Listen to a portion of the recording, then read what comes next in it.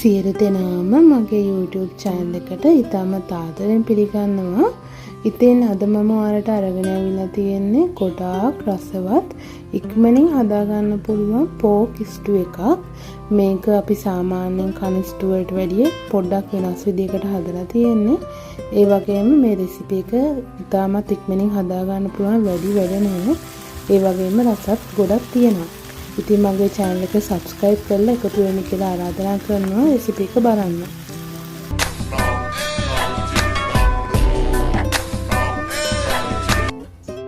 ඉතින් අපිට එකටම අවශ්‍ය කරනවා එනසා කරාමයට කුරුඳු පොතු. මම මේ ටික හොඳට කොටා ගන්න යන්නේ. ඒ වගේම මට ඉඟුරු කෑල්ලකුත් අවශ්‍ය වෙනවා මේකට. මම ඉඟුරු කෑල්ලත් කොටා ගන්නවා. ඉඟුරු කියන්නේ ගොඩක් මේ මස් එකට අවශ්‍ය දෙයක්. එතකොට රස වෙනස් වෙනවා. දැන් අපි මස් එකට මම කළු 3-5 දානවා. නැත්නම් කළු කුඩු. ඔයාලට කළු කුඩු නැත්නම් බදපු 3-5 එකතු කරන්න පුළුවන්. දැන් ලුණු කුඩු තේ හැඳි 2ක් විතර දානවා. ලුණු වලගේ රස පදමට දා ගන්න. ඊට පස්සේ මම එකතු කරනවා ගොරකා කෑලි 4-5ක් පමණ. මොකද හොඳට ලුණු සහ ඇඹුල් කියන දෙකම හොඳට තියෙන්න බෑනේ. ඒ හින්දා ගොර කෑලි 4ක් විතර එකතු කරගන්නවා.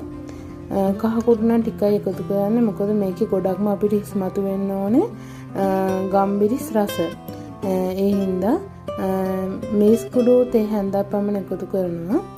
මම වැඩි වශයෙන්ම යොදාගන්නේ ගම්බිරිස් කුඩු තමයි. ගම්බිරිස් කුඩු මම ඔයාලට මෙතන පෙනේ තේ හැඳි 4-5ක් විතර එකතු කර ගන්නවා. ඔයාලට මේක අඩු වැඩි කරලා ගන්න පුළුවන් ඔයාලා සැරකන ප්‍රමාණය අනුව.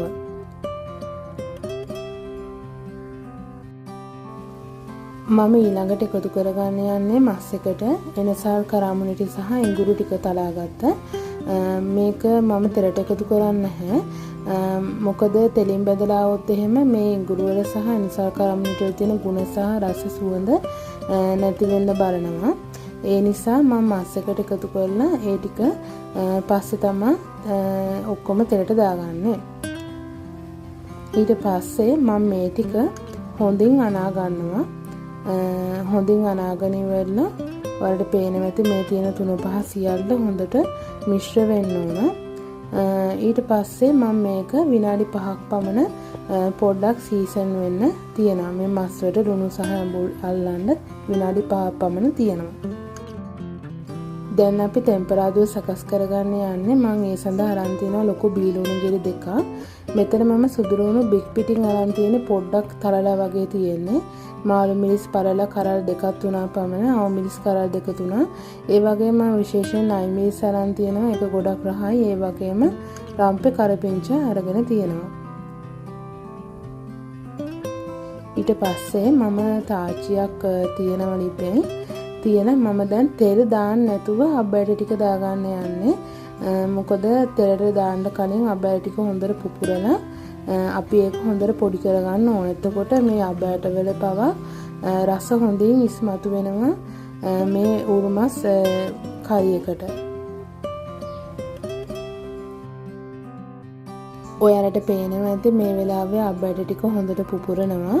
මම මේ වෙලාවේ හැන්දක් අරගෙන මේ අබ්බර ටික හොඳට පොඩි කර ගන්නවා.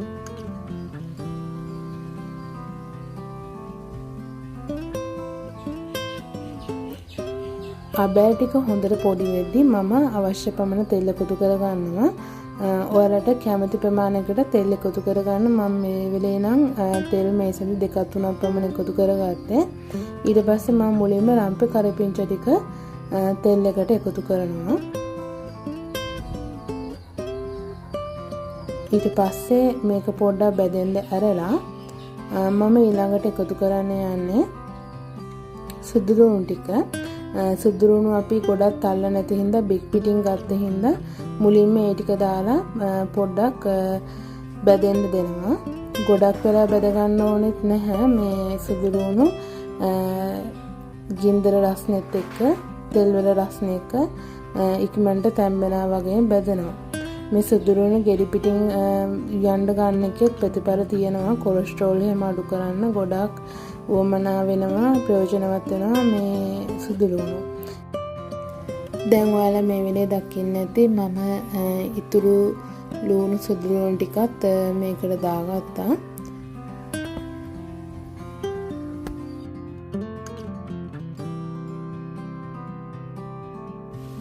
දැන් මේ ටික හොඳට කලවම් කරන්න.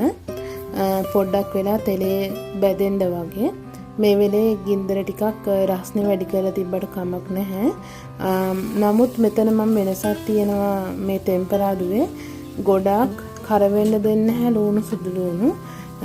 පොඩ්ඩක් විනාඩියක් දෙකක් පමණ බැදෙන්න ඇල්ල තමයි අපි ඊළඟට මස් ටික එකතු කරගන්න යන්නේ. ගොඩක් කර වුණොත් එහෙම මේ ලුණු සුදු ලුණු වල තියෙන රස වගේම ගුණයත් විනාශ වෙන්න බලනවා. ඒ නිසා සාමාන්‍යයෙන් විනාඩියක් දෙකක් පමණ පොඩ්ඩක් බැදුණා නම් ඇති. දැන් මම මේ වෙලාවේ මස් ටික එකතු කරන්න යන්නේ. දැන් මස් ටික අර සීසන් වෙන්න තිබ්බ හොඳින් 3-5ම අල්ලලා තියෙන මේ වෙලාවේ අපි මස් ටික එකතු කරලා හොඳට ටෙම්පරාදුව සමග හොඳින් කලවම් කරගන්න ඕන.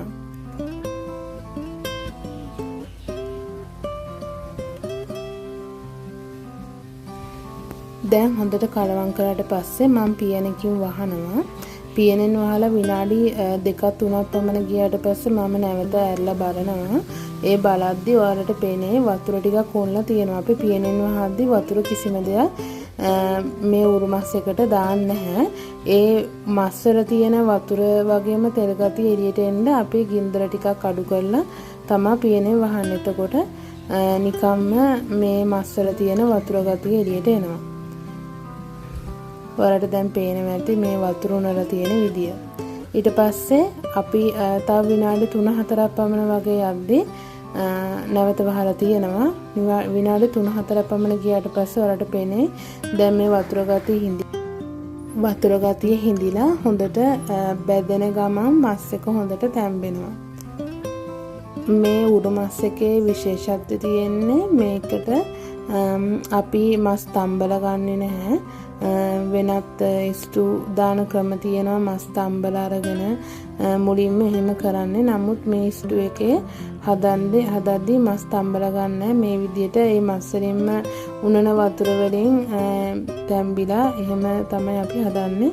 ඒකයි මේ ඉස්තු එකේ විශේෂත්වය. එතකොට මේ ඉස්තු වල තියෙන ඒ මස් එකේ තියෙන රස වගේම 3-5 එහෙම හැමදේම මේ මස් එකට හොඳින් අල්ලනවා.